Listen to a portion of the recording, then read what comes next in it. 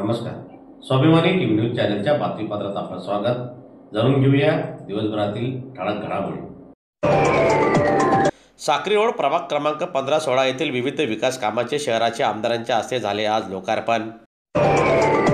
धुळे शहरातील साक्री रोड प्रभाग क्रमांक 15 आणि 16 या प्रभागात गेल्या 5 वर्षात 70 कोटी रुपयांचे विकास कामे येथील नगरसेवकांच्या माध्यमातून पूर्ण झालेली आहेत.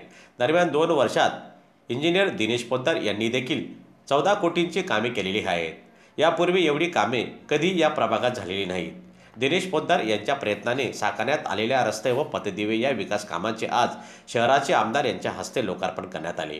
दरम्यान आजच्या या लोकार्पण सोहळाप्रसंगी शहराचे आमदार इंजिनियर दिनेश पोद्दार यांच्यासह माजी आमदार, भाजपा शहर अध्यक्ष, माजी महापौरसह प्रभागातील नागरिकसह भारतीय जनता पक्षाचे पदाधिकारीसह कार्यकर्ते मोठ्या संख्येने उपस्थित होते.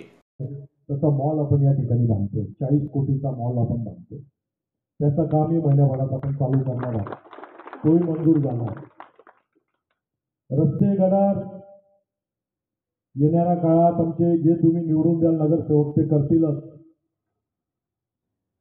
परंतु या शहराचा सर्वांगीण विकास करायची जबाबदारी माझी.